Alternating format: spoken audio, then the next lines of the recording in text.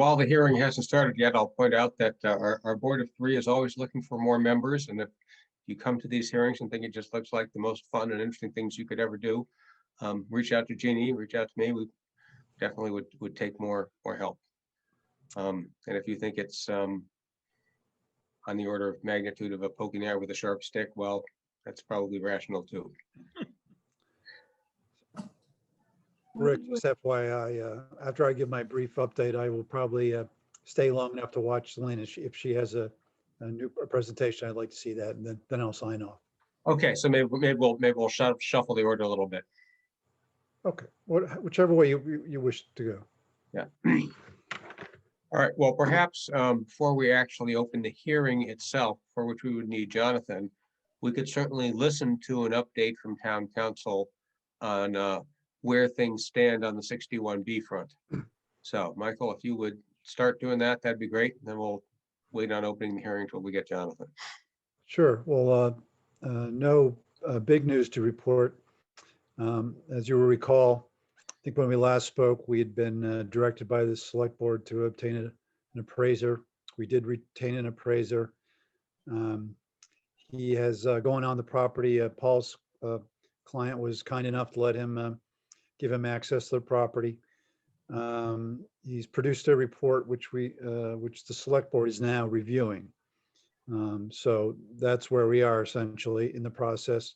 We haven't shared it with the property owner yet, or made any. The select board has not made any decisions, but we're moving forward, and that's the stage where we are. Okay. And if I cornered you and asked you to forecast when you might be back to give us a further update, would that be 2 days, 2 weeks, 2 months? You're merely giving us informed speculation and not a guarantee. I would think it more in the order of 1 to 2 weeks when we'll take the next step. That'd be my guesstimate. All right. Well, we'll all look forward to hearing from you. For those of you who haven't been on all the hearings, there's an open issue on which everybody has reserved their rights as to the site control. And one of the reasons why it was wise for everybody to reserve their rights is the facts may change. If the selectmen waive any right to purchase under 61B, the issue will go away. If they exercise their rights or assign it to somebody else, the issue will become much more live. And between those endpoints lies what will happen, something. Still nothing from Jonathan. Does anyone in line know John's home phone number? Jonathan, it's Rick Novak. Are you joining us on the Zoom?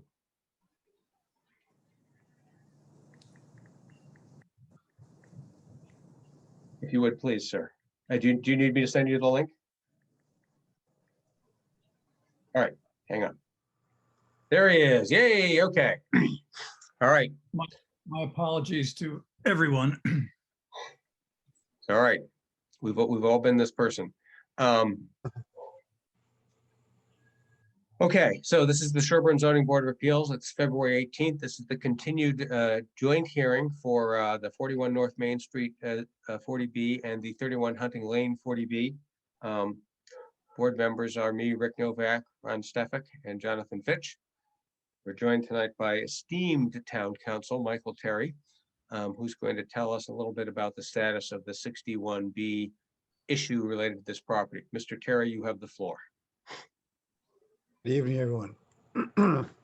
Michael Terry from Petrini Associates. A quick update. As you know, when we last spoke, the select board had directed us to obtain an appraiser to look at these 61B properties and issue an appraisal of their value.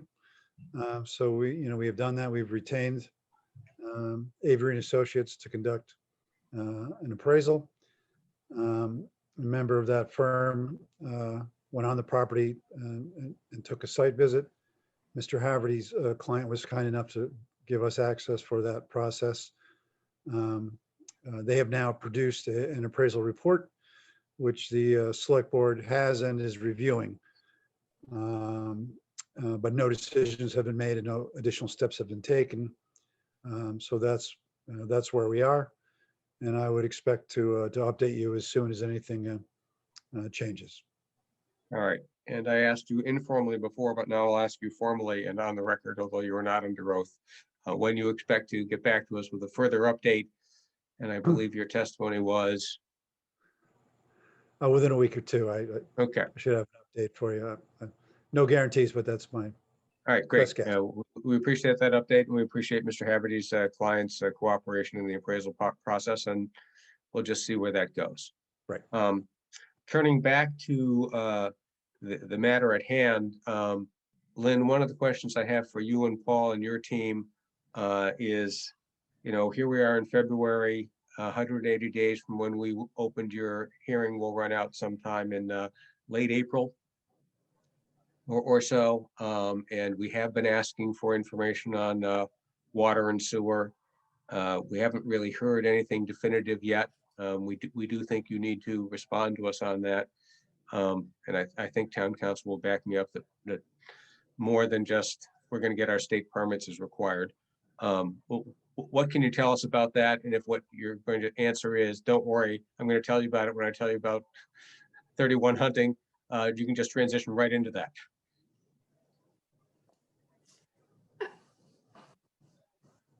Hi, Lynn Sweet, LDS Consulting Group, Wellesley. I was going to give you just a couple of updates and reintroduce the team, and then see where the meeting goes. We do have a meeting scheduled on Monday with Chief Ward. We did submit a series of documents in response to the traffic peer reviewer on February 1, both from our civil engineer as well as our traffic consultant. And we are looking at this point, I think, and Gino knows this, that we had taken a very close look at redesigning the North Main Street site before we submitted to the ZBA in response to the town comments. And we are currently looking at an alternative plan, should it please the ZBA, for the Hunting Lane site. I'm not going to share a plan with you today just because that is not fully engineered at this point in time. But the general gist of it is to shrink and relocate the access road so that we can locate 27 single family residences about the exact same size, if not smaller than what the town, each individual townhome was going to be. And that's really due in part to where the market has gone as a result of COVID, the need for privacy. And we think that it might be a better fit for the town to move to the single family homes. The two major benefits of the plan that we're looking at is that it moves the homes substantially away from the neighbors on Hunting Lane. And it actually reduces the amount of impervious pavement on the site. We still are a week away or so from having fully engineered plans, hoping that those, once Michael is done with the engineering, that what we hope to accomplish can actually be accomplished. And that's why we've hesitated with that. We had expected that the next part of the peer review was going to concentrate by Professional Services Corporation on stormwater management. And we had hoped that at least on North Main Street had been on, and we haven't seen that yet. And then in the next week or so, if we can get that single family home plan in, that would be the next step. And then a water and sewer would follow that, but perhaps we were mistaken in our belief on that. Oh, wait, I have to turn this. Okay. Frank Jenkins, can you mute, please? All right. Thank you, Lynn. Can I play that back and make sure I'm hearing in between the lines correctly, which is that you do have some redesign going on related to COVID and stuff on the Hunting Lane property. That'll affect a bunch of things. But you don't really have anything for us on water and sewer yet. That's still to come. Is that kind of the answer I'm hearing? Yeah, I mean, the water and sewer is somewhat dependent on, where we end up with, because it's on the hunting lane. Right. But Right. I guess we had thought the order was going to be traffic, stormwater, water and sewer. So we didn't think we were holding you up on that. No. It's not holding anything up, and I know it's a very expensive design, the water and sewer stuff, particularly with a wastewater treatment plant. So, and we're not trying to have you spend money unnecessarily. I just want Paul and Michael, Terry, and I to be on the same page that if we get up against the 180-day deadline and don't really have any information on that, we'll be looking for some extension. So, Because Mr. Chairman, if I could address that, the 180-day period didn't actually start to run until December 1st because of the COVID emergency orders from the governor.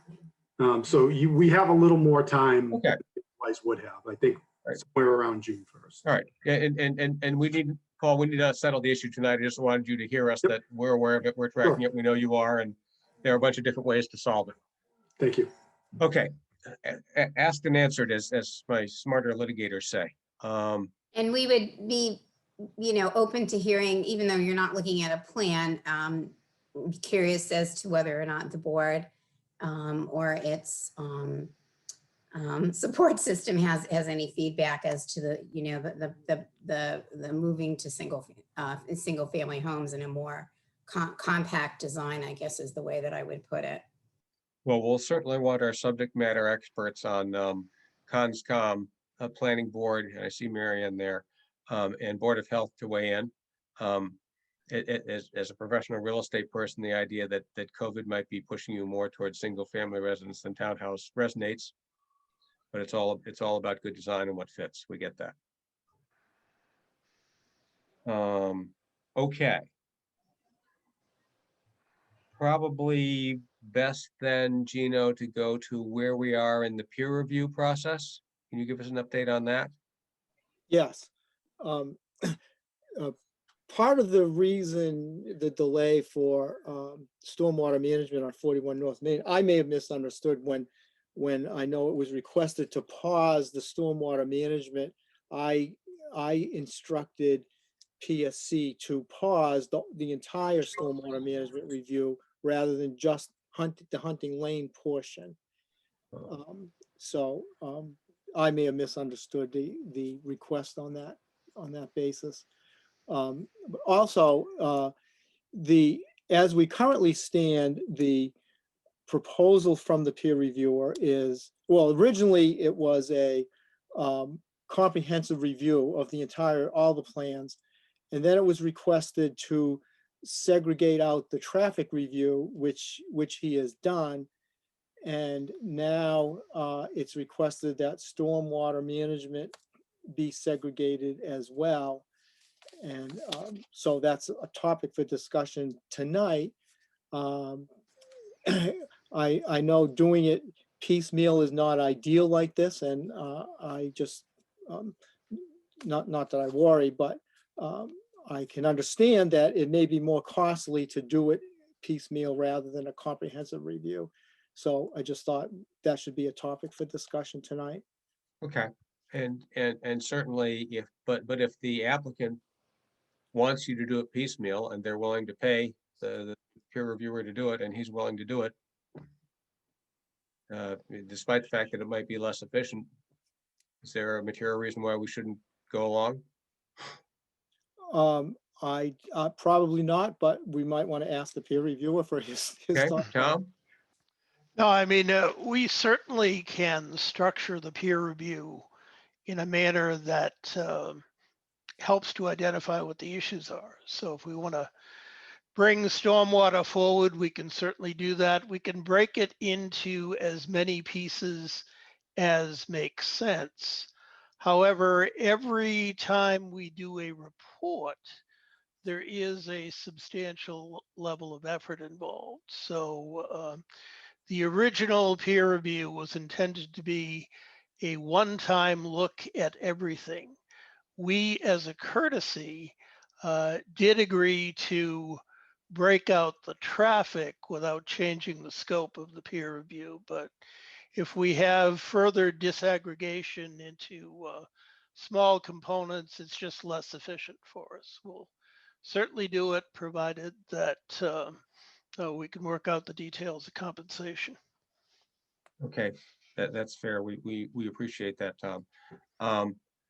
Gino, it sounds like there isn't a proposal on the table right now as to how to disaggregate the peer review work. And would you propose that you and Tom get together and say, here's what it's going to cost if you do it this way, and feed that to Lynn and her team so that they'll be able to decide what they want to choose? I think that makes sense, yes. All right. All right, so it sounds like we have agreement in concept that it can be disaggregated. Marianne, sounds like you have a comment here. Right. Without having even a concept plan for the new design of the Hunting Lane properties, is it possible to do an aggregated stormwater plan without knowing how the layout is going to be on Hunting Lane? That's my question. And Lynn, a question for you. Is there a general concept plan? We understand you don't have engineering done, but it would Okay. be useful to see a layout. Let's break those down into component parts, which is the first one, which sounds like it's directed from the planning board chair to Tom, which is, can you do the stormwater analysis in separate pieces? Yes, I mean, the two sites are separated enough that I think that the stormwater management on one site doesn't directly impact the stormwater management on the other site. So I think they can be broken into two distinct components. We can evaluate the stormwater on one site, whether or not the stormwater is finalized on the other. Okay, and Marianne, second If question. I may, Go ahead, Lynn. we ahead, Lynn. are hoping by this time next week, the end of next week, that we will have the other plan engineered. So I don't think that's going to slow. If we're getting going on stormwater management for our next meeting, I think that both sites will be able to be done together. Okay. That would be even better. Okay. Are further questions on the peer review process generally before we dive into the peer review that's been done, which is mostly traffic?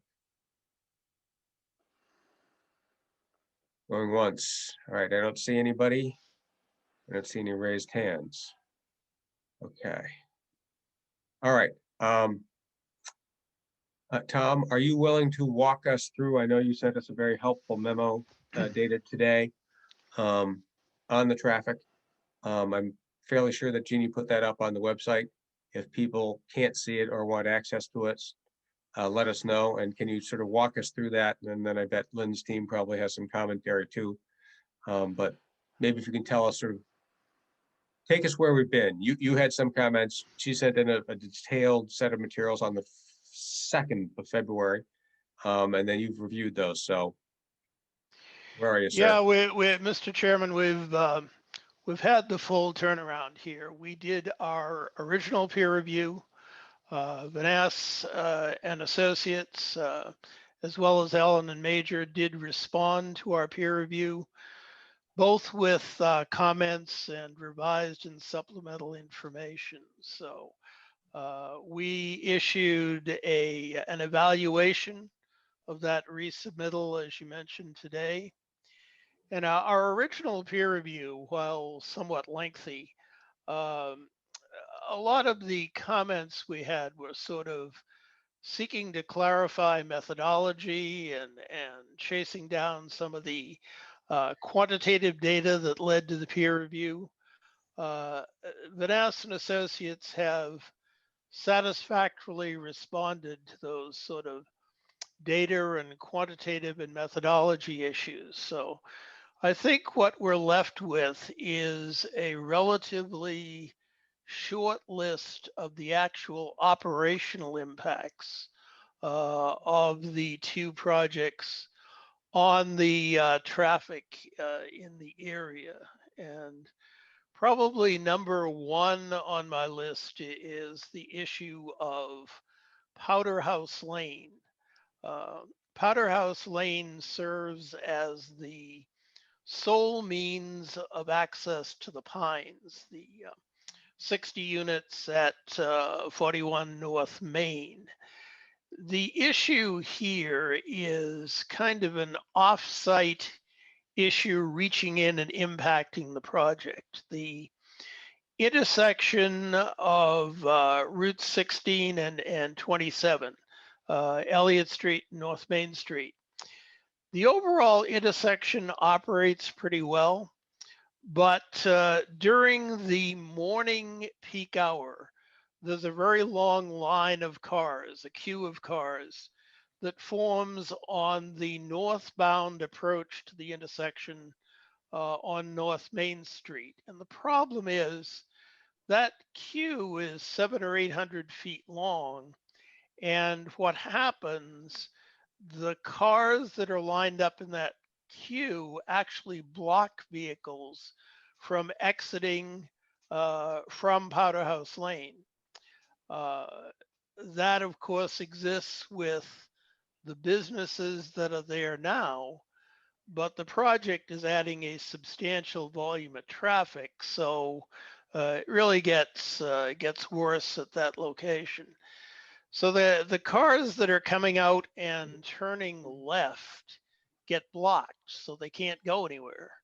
And then the cars that are in queue on Powder House Lane itself, trying to come eastbound, once the first car gets blocked, they can't go anywhere either. So you can't turn right, you can't turn left coming out of Powder House Lane. Now, hopefully now and again, there'll be a polite driver that stops and lets people in. But this issue of blocking the intersection is quite real. And it affects not only the future project users, but the C&L Plaza that's there. I mean, it has a post office, which is going to generate a lot of trips in the morning. It's got a bank, it's got a wine shop, etc. So all the and the Heritage Restaurant Inn also has a driveway that feeds off Powder House Lane. So the people that are trying to use these existing businesses in the morning also run into this new blockage of traffic. So that's a significant problem. The applicant and their consultant, Vanass and Associates, have identified that the fact that they're willing to optimize the signal timing at Elliott and North Main Street, but optimizing signal timing isn't going to solve this problem. So you have the sole means of access to the site essentially blocked, and that blockage is made worse by the project. So that's kind of big issue number one. The second issue I'd identify is on Hunting Lane, and that also has a blockage of the intersection issue, but this one occurs during the PM peak hour, and it's much less severe than the blockage at Powder House Lane. It only occurs during short periods during the PM peak hour. It's the 95th percentile queue and maybe a queue slightly lower than that, but that's the queue we're worried about at Hunting Lane, but there's also a blockage issue there. The other big issue I wanted to focus on is really the construction vehicle access to Apple Hill Estates using Hunting Lane. I mean, I'm sure everyone is familiar with that street, and it's really a sort of a scenic, and in terms of vehicular operations, a low grade type of roadway. It's simply not suited to accommodate a lot of construction traffic. And due to the number of units that are being built here, there's going to be quite a bit of construction traffic, although obviously for a finite duration.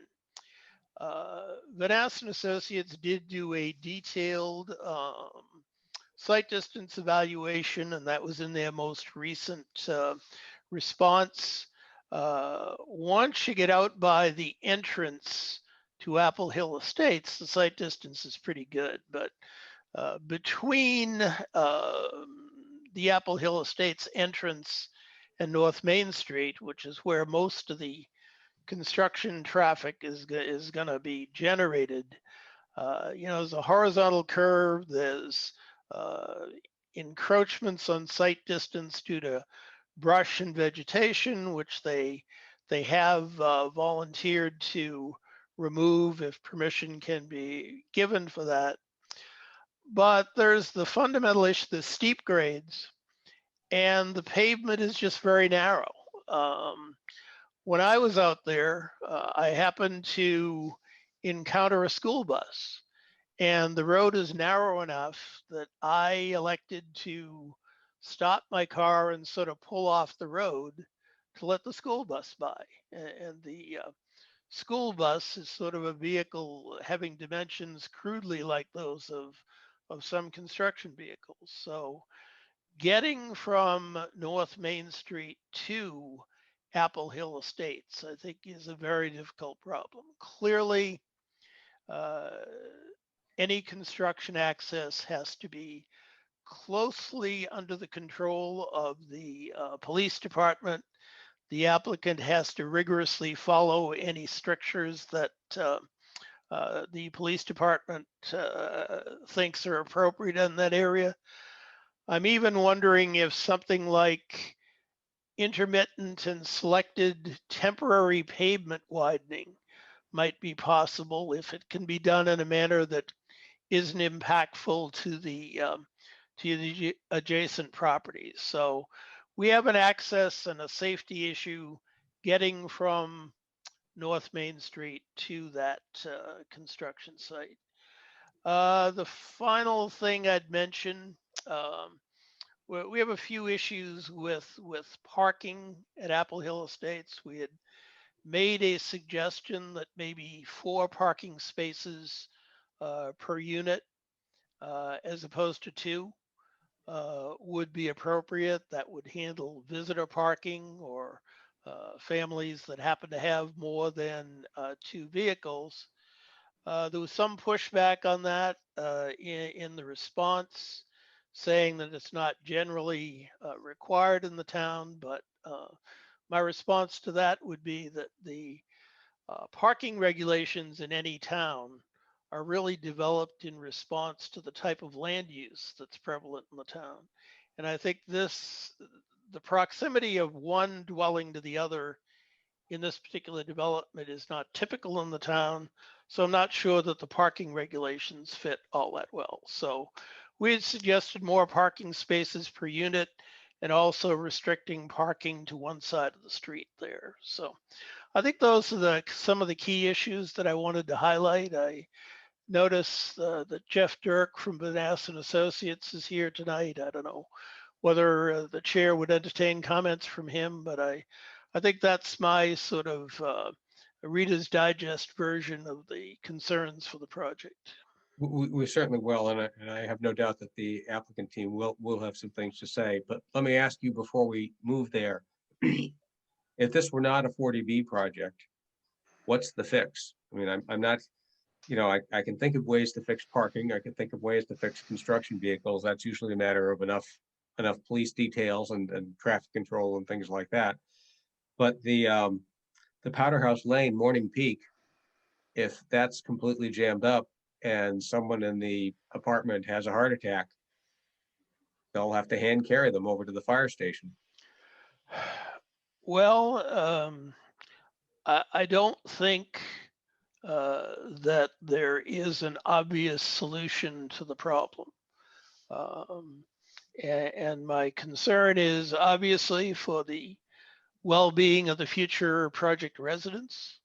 That's always a concern, but it's also impactful to the businesses that rely on Powder House Lane for access. The C&L Plaza, you may have noticed the way the traffic circulation is set up there, it's a one-way entrance from North Main Street, which means everybody using those stores joins the people from the Pines in the outbound eastbound queue. So it impacts those folks as well.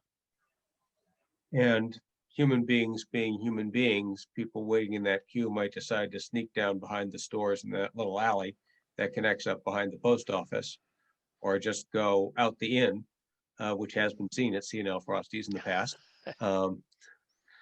and use other sort of self. Could I just add something? I think you're forgetting about the fact that we have emergency access onto Hunting Lane for the fire department, and I Okay, that's an excellent point. want that to get lost in this conversation of That's good. So in the case of the fire, the person having the heart attack, they use the emergency access. That's a great point. All right.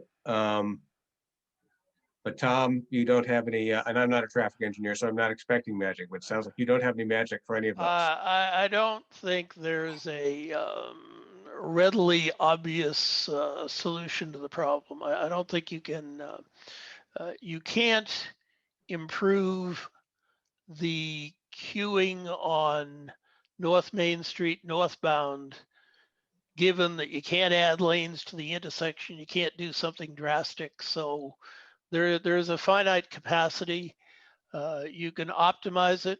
I'm sure that the applicant's traffic engineer is fully capable of optimizing it, but you're not going to cut the queue length by more than half, which is what you'd have to do. All right. Well, Mr. Dirk, we've heard you're on the line. We're dying to hear your magic solution as to why none of this is a problem. Good evening, Mr. Chairman, members of the board, and I appreciate you setting the bar for me there. So my name is Jeffrey Dirk. I'm managing partner with Vanessa and Associates, and as you heard, we're the transportation consultants for the project. We do appreciate Mr. Houston's professional review. It was very thorough, and I think, as he said, I think importantly from the board's perspective, you know, his role really is to poke and prod us, test our assumptions, make sure that, you know, you know, we've done everything in accordance with the industry standards, but also if our methodology is off one way or the other, to at least provide assurances to the board that at least the analysis was done properly, so that you're at least covered from the standpoint of looking at the impacts of this project. So we do appreciate that, and we do appreciate his ability to get us a letter tonight, which was this morning, which was very helpful as well. So I think you heard a very good summary of kind of where we are in the traffic study, and I'll focus on the Powder House Lane issue first. So the peer reviewer is correct. I mean, that intersection, and really, I think what I want to focus in on is that, as Tom had mentioned, it's a morning peak hour issue, and that really shouldn't be anything that is not consistent with what I think you expect in that area, given the fact that the school is there. So this vehicle queue is 100% related to traffic that is associated with the school. So the pickup and drop offs that happened during that time period is obviously one of the issues that relates to the queuing that happens there. But, you know, irrespective of that, I think what you heard is that queue extends back past Powder House Lane today, independent of whether a project is built at the site or not. And as you said, there's no magic bullet in terms of being able to fix the intersection based on what's there today. The issue is really a capacity issue. And as Tom had said, there's really a couple of ways to deal with that. We can retime the traffic signal, which is what we've agreed to do, but there's no way you're going to shorten that queue or cut it in half. I mean, that intersection is about 315 feet away. The queue is about 700 feet. So, I mean, that's not practical. So the ways that you reduce that queue are you need to add capacity. You add capacity by adding additional travel lanes. So that's basically one of the ways to do it. The other way to do that is to get rid of the traffic signal entirely and put in a different type of traffic control that doesn't require stopping traffic at the intersection. And that would be retrofitting it as a modern roundabout. But again, that requires property to do that. And it's questionable as to whether that was going to reduce your queuing either, given the fact that if you've got heavy inbound traffic to the school in the morning and it's heading in a northbound direction, that's just going to wrap around the roundabout and go into the school. And it doesn't necessarily reduce your queuing there. But that's another option. And I think as you look at it, what it really says is wholesale reconstruction of that intersection is what's necessary to create capacity. And that's the only way that you're going to reduce the queue to any extent that you would not have blockage of that intersection. But arguably 300 feet at a signal is not too far of a distance. You're generally going to have regular queuing that's going to extend that far. So there's no magic bullet there. The one thing I did want to mention with respect to emergency vehicle access, and this is something I'll verify, most of your traffic signals have an Opticom system. So if there's an emergency in there, the signal is going to be actuated. It's going to flush out the queue. There is the ability, now if a fire apparatus is traveling northbound, to actuate the signal to clear out the queue that is in the northbound direction heading up to the signal, which would allow for vehicles to turn in. Another short-term option that could be used to at least deal with traffic blockage in one direction would be to put do not block pavement markings there. That's something that the town can weigh as to whether you want to do that. It's not going to create any more than give you maybe a vehicle or two's ability to be able to squeeze out of there. But that may be beneficial to some extent. So just painting those, markings on the ground and putting the signs up. I mean, that's another option that could be done at that location. Again, it's a short-term fix, but the big answer is that intersection needs to get reconstructed. That's kind of the bottom line on it. Okay. As a 20-year commuter to Boston, my experience in people observing those do not block is that it's limited.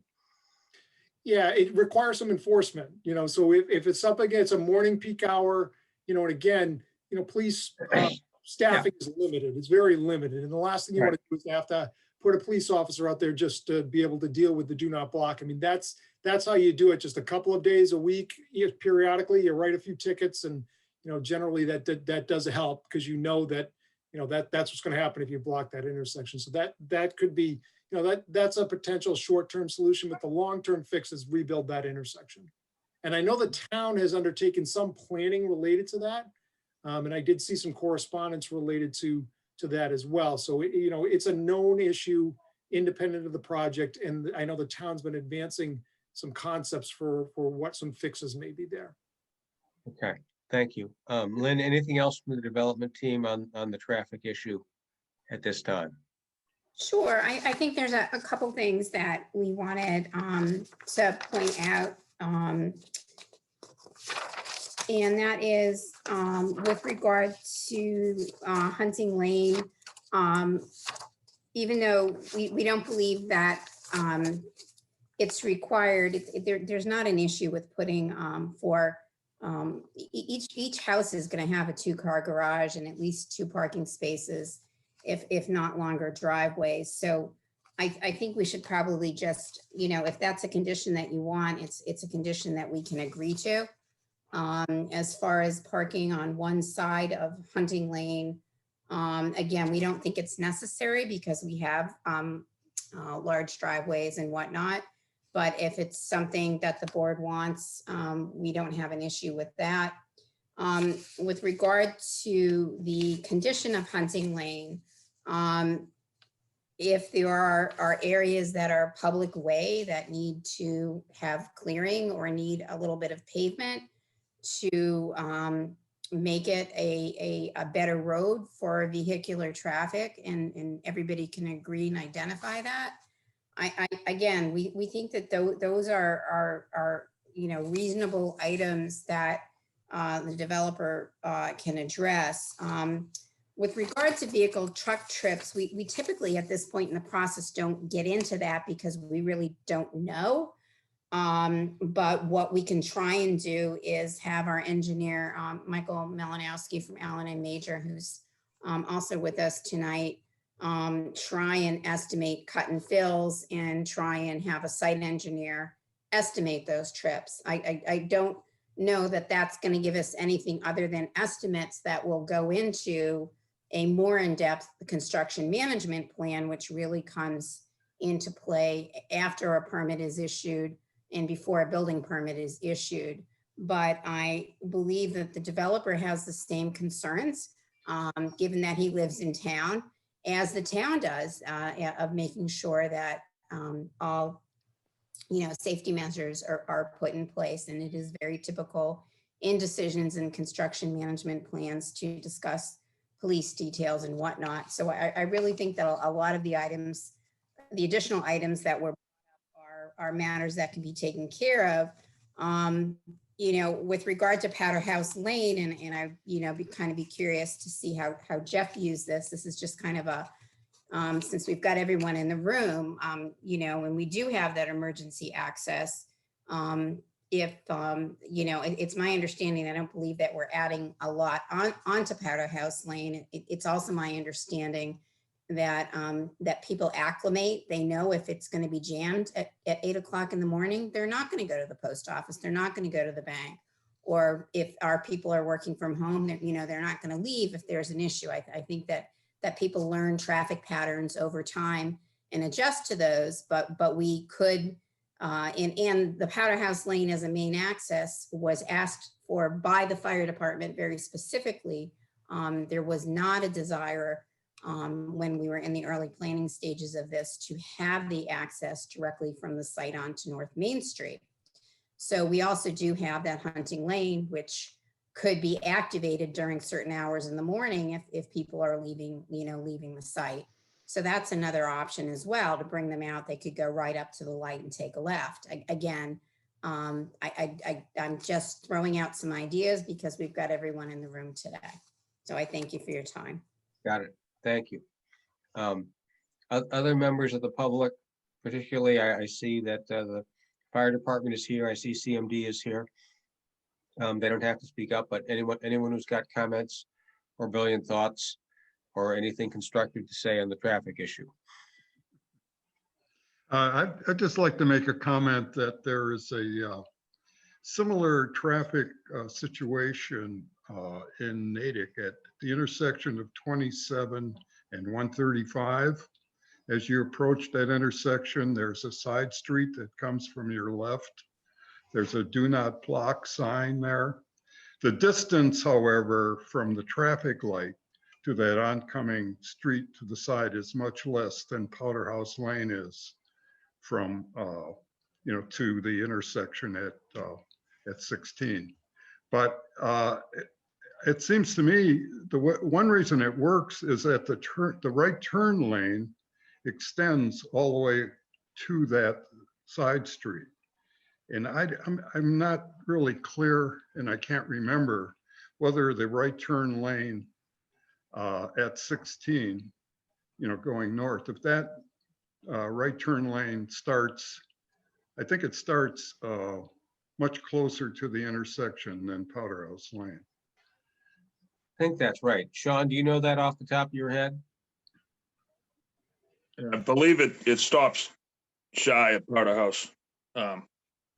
If I had a few more seconds and wasn't using both of my screens right now because I'm on two meetings, I'd pull up a Google image, but I'm fairly certain it's shy of it.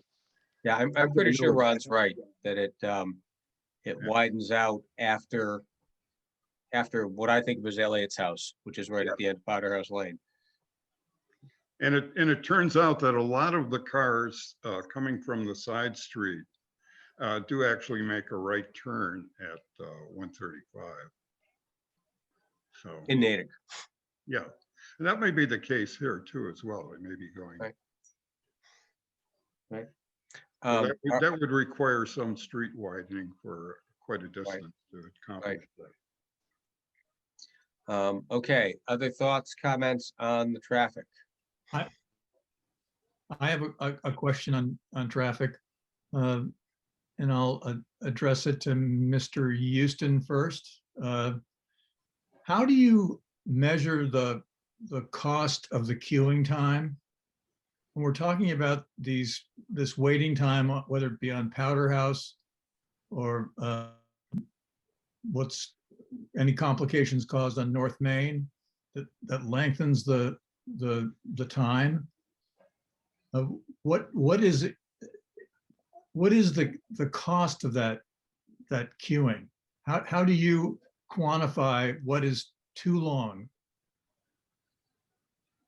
Well, in studies of impact of local development like this, that's not normally quantified. It is sometimes quantified in more area-wide or regional planning analyses of traffic, but the components of cost are, number one, lost time.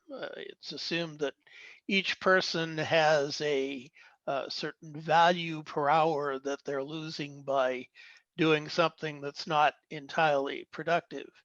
There's an energy cost because the cars are burning gasoline or whatever fuel during the time that they're there. And then there's an environmental cost in terms of the emission from the vehicles. So it is an impactful process to have congestion and to have long queues of vehicles at any location. Not typically quantified in this type of study, but it is a societal concern. What is the real cost of delay?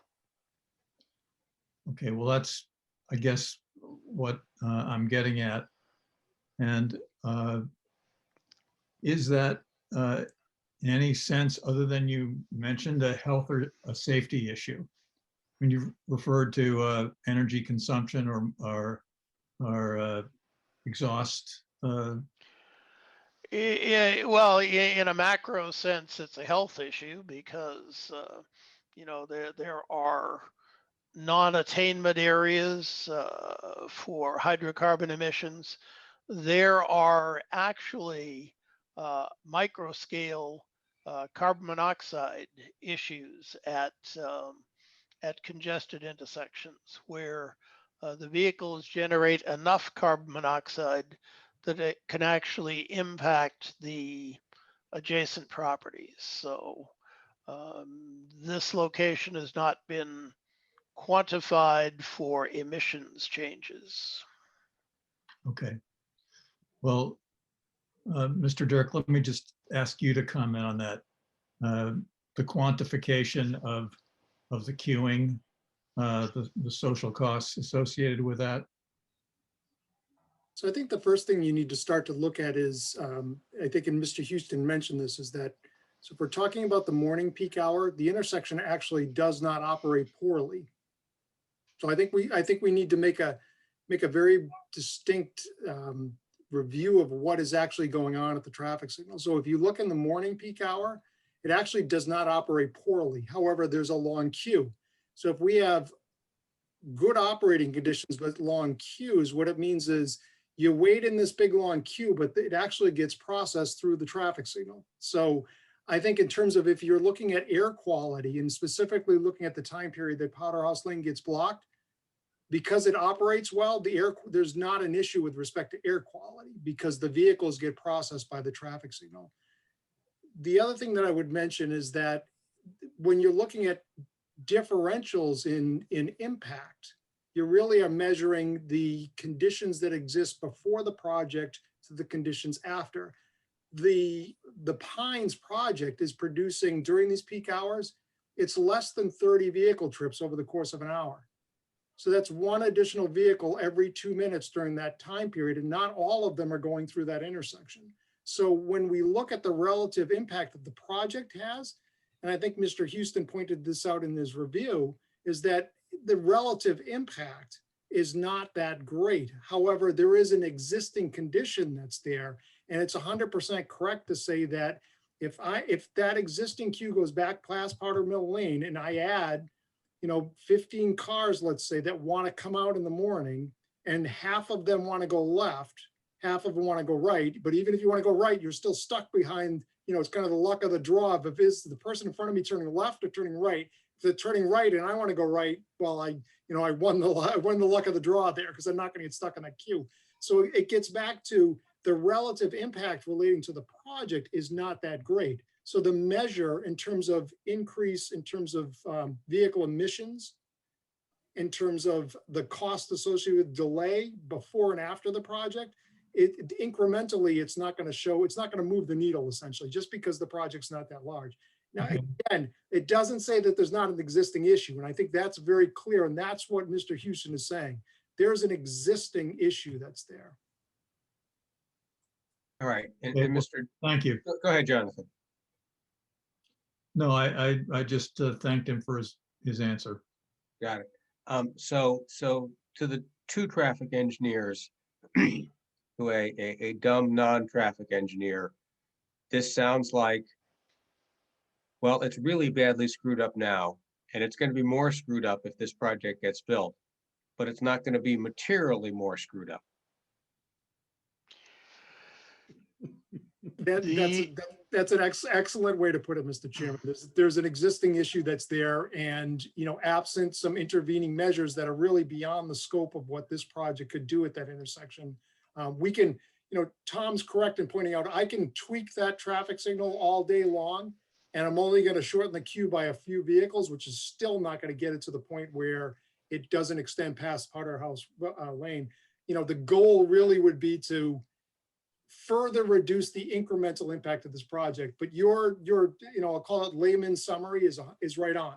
It's an issue that requires a fix that's larger than this project. Not to say that this project, as you're thinking about it, are the things that we can do to help advance some of those things? Absolutely. And I think that that's a valid place to have a discussion, because the town, again, has spent money looking at improvements to that intersection. And I think that that's not to be lost as well. Speaking of the I town mean, spending money. I think the way I'd look at it is with respect to Oops. North Main Street. Somebody once said conditions are bad now, and when we're done, they're still going to be bad.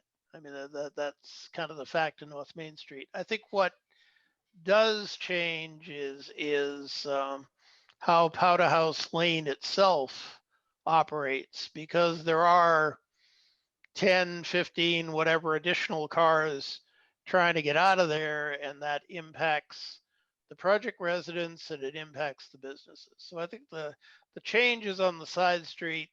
The main street's bad now, and it's going to stay that way.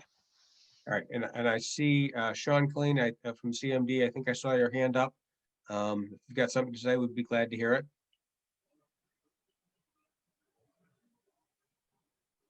Maybe not. Sudden attack of shyness, maybe. Sorry, I was double muted. I have a fair amount to say, but I'll keep it relatively brief. In my letter, we referenced the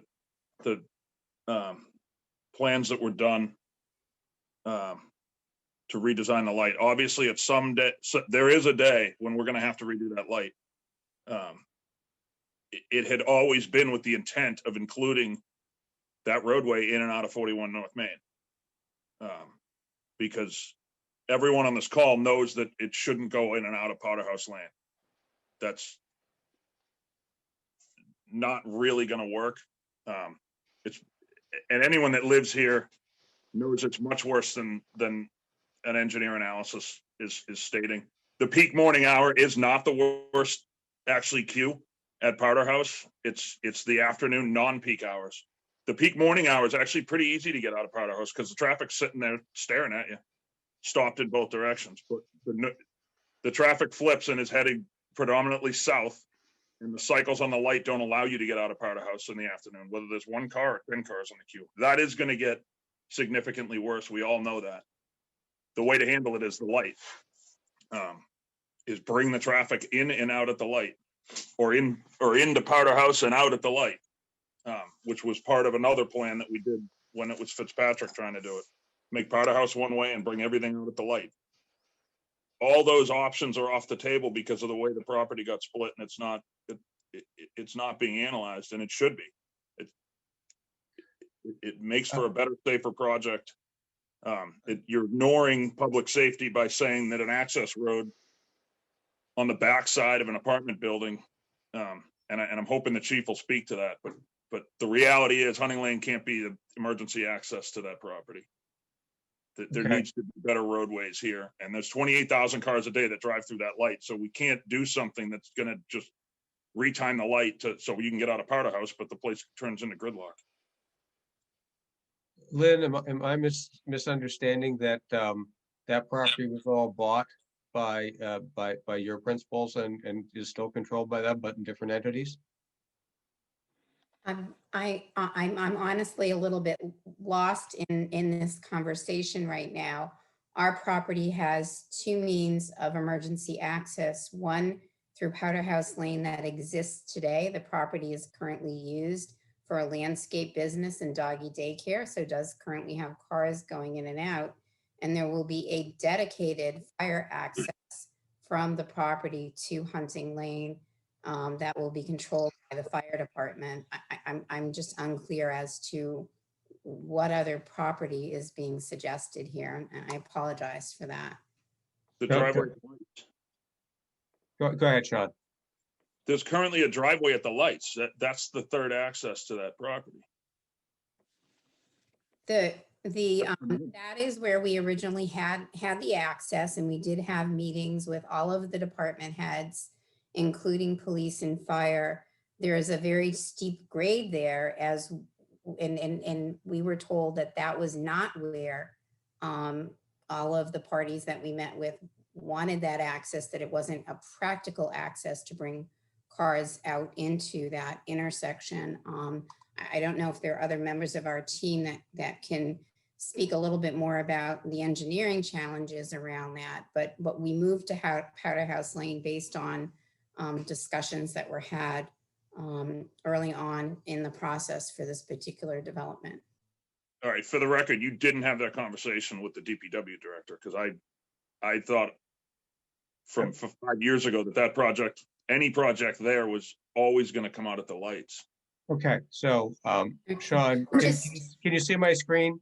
Yeah. Can everybody see my screen? I think what Sean's talking about, and Sean, tell me if I've got it wrong, is I get rid of that. Is that Powder House Lane comes out here? If you can see my mouse, and the queue comes back here, and the problem is that intersection. I think Sean is talking about coming in right about here. Am I hearing you correctly, Sean? Well, yeah, it would shift slightly from the drive. 41 North Main Street comes out at the lights, and it would shift slightly to the south as a two-way road. Actually, it was designed up with 3 lanes. It had 2 exit lanes.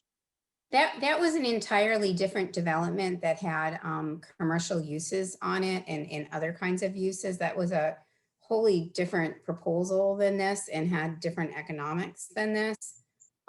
So that has never, again, there was a driveway that was once contemplated when we started these discussions. And I'm sorry that you weren't included in those discussions. We did work through the planning department to set up those meetings, but it was my understanding that they were not going to be able to align things in such a way to have them come out at the traffic light, and that grading was an issue. Okay, we've got a couple of hands up. Zach Ward, you first, please. Yes, thank you. And I'm sorry I'm not on the screen. I was only logging into this just to hear the conversation. I wasn't really prepared to speak.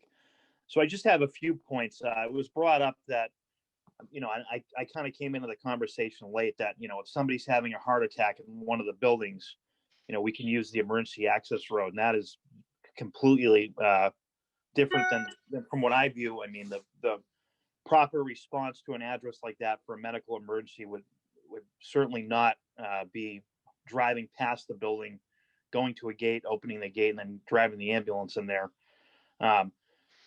I think that emergency access road is particularly for, if there happen to be a fire incident in one of those buildings, it's the second means of egress to the property. The second point I would make, as far as the fire department asking for the access to be from Powder House Lane, is that is not what I remember from that meeting. I was under the assumption that the main driveway would be off of North Main Street. We were concerned with the grade, but we just wanted to confirm that the grade would accommodate our vehicles, because some of them can bottom out if the grade is steep, obviously. And we actually brought up Powder House Lane as an emergency access road, and I'll tell you why. It's because the primary water source for this property, as far as an actual fire hydrant, not a water tank, but fire hydrant that we could continuously flow water from is on Cemetery Lane. So our thought process at the time was, if we have a multiple alarm fire in one of those buildings, we didn't want to lay a hose line from Cemetery Lane up through the main entrance of that complex, because that would hamper all the mutual aid fire companies from our surrounding communities. It would hamper their response. And that's where the Powder House Lane emergency access road came into play. We kind of thought we could sneak around there and keep everything else open. I think at the time, this complex was larger. But those are just my two comments from what I've heard. All right, thank you very much, Zach. Marion Nortra, and I assume you're wearing your planning board hat versus your public citizen hat. Yes, my planning board hat. Yeah, the planning board has discussed that intersection and the access to this property numerous times. And Lynn, I think what planning board recalls, what I recall on behalf of planning board, is that the initial plan was not to come straight out to the intersection, but you had a plan to come straight to North Main Street at a point between Hunting Lane and the lighted intersection. And that indeed has a really bad grade. But the access directly from the intersection has no grade at all. It goes straight into 41 North Main. And as far as you mentioned the previous plans for this intersection, previous to this development, the Complete Streets program did a plan with the planning board to redesign that intersection as a four-way intersection, as Sean mentioned, with a direct access. One of the four ways would be directly into 41 North Main. And I don't think we've seen, maybe at a very early concept, but in the Pines proposals, we have not seen a serious development of that option. It would mean an entire intersection design that goes beyond this project, it's true. But that would be, that would basically eliminate the Powder House Lane problem and the Hunting Lane problem. It would make a four-way intersection, which may be good all around, but that's not part of this project. I just wanted to clarify that. All right, thank you. Okay. My sense, board members, of this traffic issue is that it's unresolved. Anybody else got any commentary today? Mr. Houston, Mr. Dirk, I think what you're probably going to, hold on for a second, John Garrison.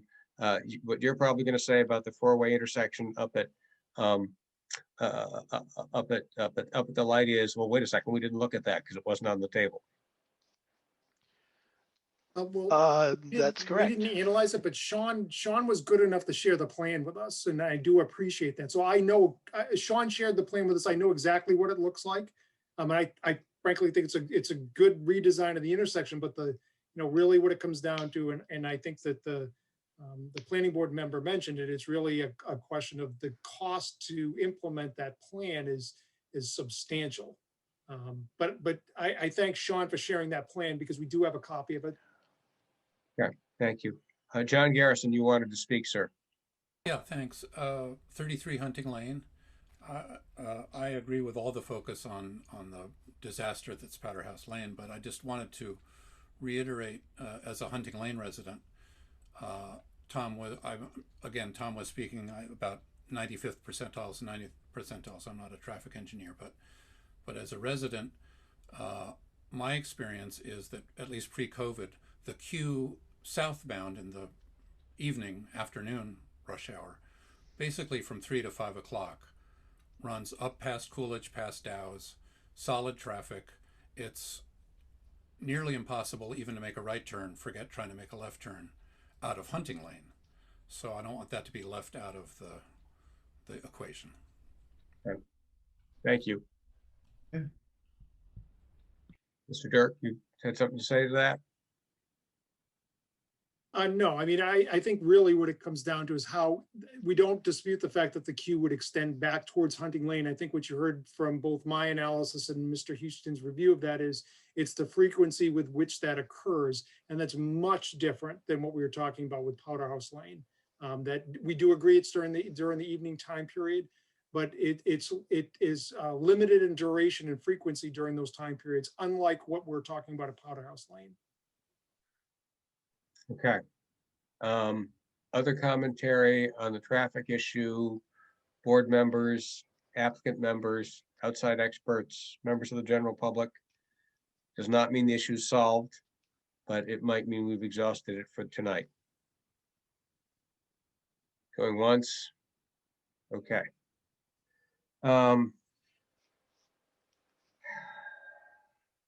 Lynn, let's see, what else can we talk about?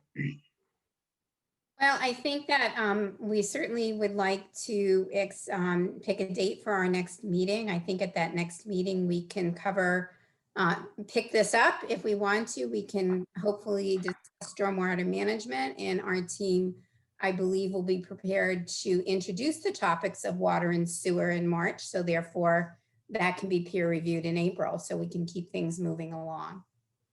All right, and do you have a timeline that you think would work in terms of being effective from your team's standpoint? As in March 1st, March 31st, something in between? I think we should look at later in the month, just to allow the peer reviewers one time to exchange back and forth. Mid to late.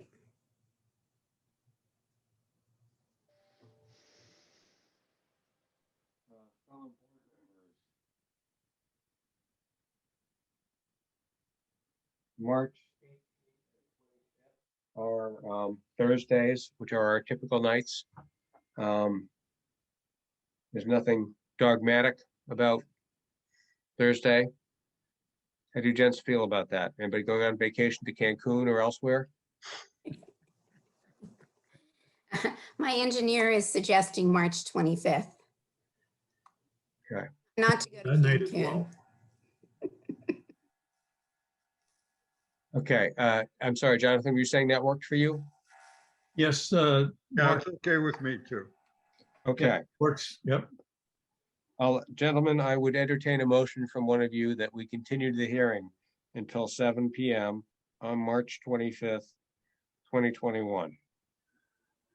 I move that we continue the hearing until March 25th at 7 p.m. Is there a second? that. All right, lively debate. All right, all in favor, aye. We do it by roll call. Novak votes yes. Stefik, yes. Fitch. Fitch, yes. All right, so we're continued. So that is our next date. Lynn, Lynn or Paul? Is there anything else you want to try to cover tonight? I know the neighbors had sent in letters and commentary if there are particular issues they wish to raise. Those are all legit, but they don't have to be raised tonight. I think we've vetted traffic fairly thoroughly, although we've not come to a good solution. Or at least a solution. If there were neighbor letters since the last meeting, I don't know. That Oh, no, I don't think there are new ones. It's just the old Okay, one. good. Okay. I just wanted to make sure that they weren't feeling that they weren't being invited to speak, because they are. Okay.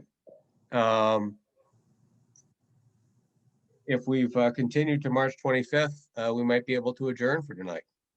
That would not be depressing to me. Thank you very much for your time. All right. I move that we adjourn. Second? Second. Second. All in favor, aye. Novak votes yes. Stefik, yes. Fitch, yes. Don't let the proverbial door hit you all. Be Thank you, safe. Mr. Chairman.